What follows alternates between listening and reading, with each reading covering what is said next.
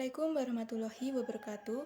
Kami dari kelompok 3 dari mata kuliah Perencanaan Pendidikan yang beranggotakan 1. Saya Ena Sunarsih, 2. Fadia Maratus Solihah, 3. Fadilah Nugrah Efriliana. Di sini kami akan mempresentasikan makalah kami yang berjudul Sistem Perencanaan Pembangunan Nasional. Di sini saya akan menjelaskan tentang pengertian sistem perencanaan pembangunan nasional. Pembangunan nasional adalah suatu rangkaian upaya pembangunan yang dilakukan secara berkesinambungan dalam semua bidang kehidupan masyarakat, bangsa, dan negara untuk mewujudkan tujuan nasional. Perencanaan pembangunan nasional menurut Undang-Undang Nomor 25 Tahun 2004 tentang Sistem Perencanaan Pembangunan Nasional adalah satu kesatuan tata cara perencanaan pembangunan untuk menghasilkan rencana-rencana pembangunan dalam jangka panjang, jangka menengah, dan tahunan yang dilaksanakan oleh unsur penyelenggara negara dan masyarakat di tingkat pusat dan daerah. Di sini ada asas sistem perencanaan pembangunan, ada 3. Yang pertama, pembangunan nasional diselenggarakan berdasarkan demokrasi dengan prinsip-prinsip kebersamaan, berkeadilan, berkelanjutan, berwawasan lingkungan, serta kemandirian. Yang kedua, perencanaan pembangunan nasional disusun secara sistematis, terarah, terpadu, menyeluruh, dan tanggap terhadap perubahan SPPN diselenggarakan berdasarkan asas umum penyelenggaraan negara. Dan yang ketiga ada asas kepastian hukum, asas tertib penyelenggaraan negara, asas kepentingan umum, asas keterbukaan, asas proporsionalitas, asas profesionalitas, dan asas akuntabilitas. Sedangkan perencanaan sendiri adalah sebagai upaya untuk mengantisipasi ketidakseimbangan yang terjadi yang bersifat akumulatif.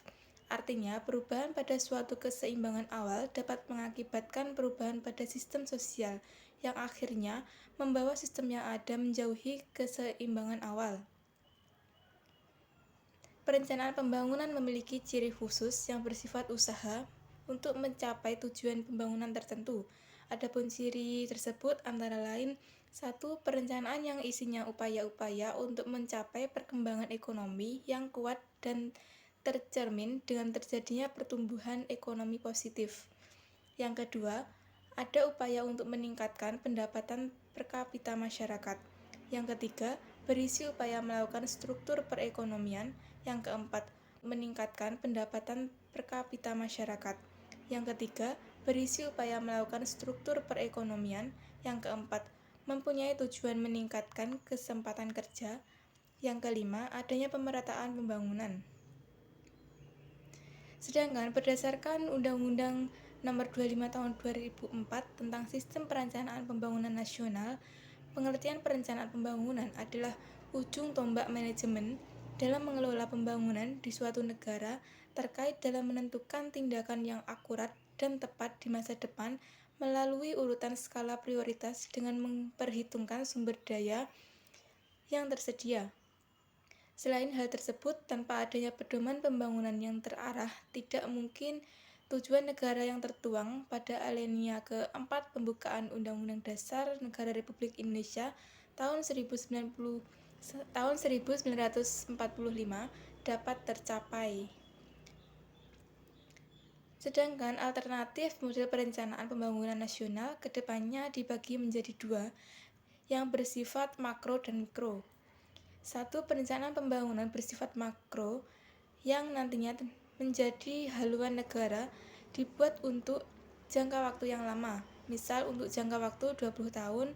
Di dalamnya mengatur mengenai pokok-pokok kebijakan pemerintah yang sifatnya jauh ke depan dan mengikat seluruh lembaga-lembaga negara yang ada di Indonesia. Yang kedua, perencanaan mikro, di dalamnya berisi pengaturan pembangunan untuk jangka menengah atau 5 tahun dan jangka pendek. Baiklah, di sini saya akan melanjutkan presentasi dari kelompok 3 mengenai asas dan tujuan Sistem Perencanaan Pembangunan Nasional.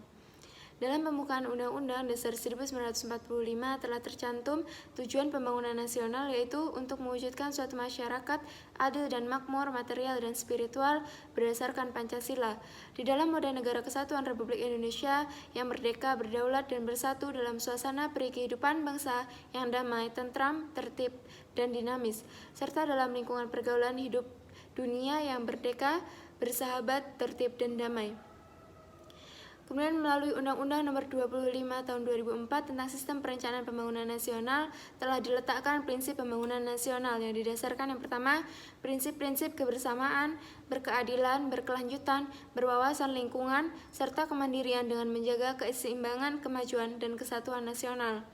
Dan yang kedua, perencanaan pembangunan nasional disusun secara sistematis, terarah, terpadu, menyeluruh, dan tanggap terhadap perubahan. Dan yang terakhir, ketiga, yaitu asas umum penyelenggaraan negara. Asas dan tujuan sistem perencanaan pembangunan nasional. Adapun asas sistem perencanaan pembangunan nasional yang pertama, pembangunan nasional diselenggarakan berdasarkan demokrasi dengan prinsip-prinsip kebersamaan, berkeadilan, berkelanjutan, berwawasan lingkungan, serta kemandirian dengan menjaga keseimbangan, kemajuan, dan kesatuan nasional. Yang kedua, perencanaan pembangunan nasional disusun secara sistematis, terarah, terpadu, menyeluruh, dan tanggap terhadap perubahan. Dan yang ketiga, SPPN yang diselenggarakan berdasarkan asas umum penyelenggaraan negara seperti asas kepastian hukum, asas tertib penyelenggaraan negara, asas kepentingan umum, asas keterbukaan, asas proporsionalitas, asas profesionalitas, dan asas akuntabilitas. Kemudian, tujuan sistem perencanaan pembangunan nasional yaitu yang pertama, mendukung koordinasi antar pelaku pembangunan. Yang kedua, menjamin terciptanya integrasi, sinkronisasi, dan sinergi baik antar daerah, antar ruang, antar waktu, antar fungsi pemerintah maupun antar pusat dan daerah. Yang ketiga, menjamin keterkaitan dan konsistensi antara perencanaan, penganggaran, pelaksanaan, dan pengawasan. Yang keempat, mengoptimalkan partisipasi masyarakat. Yang kelima, menjamin tercapainya penggunaan sumber daya secara efisien, efektif, berkeadilan, dan berkelanjutan tahap perencanaan dan kelembagaan dalam SPPN.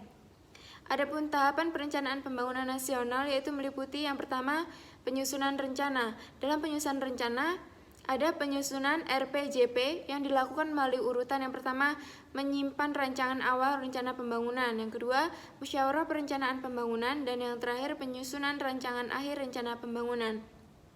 Kemudian, penyusunan RPJM nasional atau daerah dan RKP atau RKPD dilakukan melalui urutan kegiatan.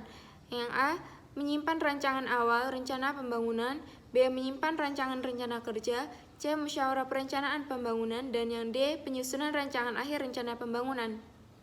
Kemudian, penetapan rencana. Dalam penetapan rencana ada penetapan pembangunan jangka panjang. Penetapan pembangunan jangka panjang A, RPJP nasional ditetapkan dengan undang-undang, yang B, RPJP daerah ditetapkan dengan peraturan daerah. Dan yang kedua, penetapan bangunan jangka menengah. A, RPJM nasional ditetapkan dengan peraturan presiden paling lambat 3 bulan setelah presiden dilantik. B, Renstra KL ditetapkan dengan peraturan pimpinan kementerian atau lembaga setelah disesuaikan dengan RPJM nasional. RPJM daerah ditetapkan dengan peraturan kepala daerah paling lambat 3 bulan setelah kepala daerah dilantik. Kemudian Renstra SKPD ditetapkan dengan peraturan pimpinan Satuan Kerja Perangkat Daerah setelah disesuaikan dengan RPJM daerah. Kemudian yang ketiga itu penetapan pembangunan tahunan. Dalam penetapan pembangunan tahunan ada RKP yang ditetapkan dengan peraturan presiden, dan yang kedua RKPD ditetapkan dengan peraturan kepala daerah. Yang D, pengendalian pelaksanaan rencana. A, pengendalian pelaksanaan rencana pembangunan dilakukan oleh masing-masing pimpinan kementerian atau lembaga atau satuan kerja perangkat daerah. Yang B, menteri atau kepala Bapeda menghimpun dan menganalisis hasil pemantauan pelaksanaan rencana pembangunan dari masing-masing pimpinan kementerian atau lembaga atau satuan kerja perangkat daerah sesuai dengan tugas dan kewenangannya. Kemudian yang E, evaluasi pelaksanaan rencana. Dalam evaluasi pelaksanaan rencana, ada A. Pimpinan kementerian atau lembaga melakukan evaluasi kinerja pelaksanaan rencana pembangunan kementerian atau lembaga periode sebelumnya. B. Kepala Satuan Kerja Perangkat Daerah melakukan evaluasi kinerja pelaksanaan rencana pembangunan Satuan Kerja Perangkat Daerah periode sebelumnya. Yang C. Menteri atau Kepala Bapeda menyusun evaluasi rencana pembangunan berdasarkan hasil evaluasi pimpinan kementerian atau lembaga dan evaluasi Satuan Kerja Perangkat Daerah. D. Hasil evaluasi menjadi bahan bagi penyusun rencana pembangunan nasional atau daerah untuk periode berikutnya. Dalam kelembagaan sistem perencanaan pembangunan nasional meliputi yang pertama yaitu Presiden menyelenggarakan dan bertanggung jawab atas perencanaan pembangunan nasional. Yang kedua, dalam penyelenggaraan perencanaan pembangunan nasional, Presiden dibantu oleh Menteri. Yang ketiga, pimpinan kementerian atau lembaga menyelenggarakan perencanaan pembangunan sesuai dengan tugas dan kewenangannya. Dan yang keempat, Gubernur selaku wakil pemerintah pusat mengkoordinasikan pelaksanaan perencanaan, tugas-tugas dekonsentrasi, dan tugas-tugas pembantuan. Mungkin cukup sekian asas dan tujuan sistem perencanaan pembangunan nasional ini, dan materi selanjutnya akan dilanjutkan oleh Fadila Nugrah Evriliana. C. Faktor yang mempengaruhi partisipasi masyarakat dalam perencanaan pembangunan. 1. Usia. Perbedaan keaktifan partisipasi masyarakat dapat dilihat dari usia. 2. Tingkatan pendidikan. Masyarakat dengan pendidikan tertentu mempunyai kecenderungan memiliki keaktifan partisipasi tertentu juga. 3. Jenis pekerjaan. Biasanya orang dalam tingkat pekerjaan tertentu akan lebih meluangkan ataupun bahkan tidak meluangkan sedikitpun waktunya untuk berpartisipasi pada suatu kegiatan tertentu. 4. Tingkat penghasilan. Masyarakat yang memiliki penghasilan cukup akan lebih memiliki waktu luang dan tidak disibukkan lagi mencari tambahan penghasilan, sehingga mereka lebih aktif terlibat dalam pembangunan. 5. Lamanya tinggal di desa. Seseorang tinggal dalam lingkungan tertentu akan pengalamannya berinteraksi dengan lingkungannya tersebut akan mempengaruhi partisipasi seseorang. 6. Tingkat komunikasi.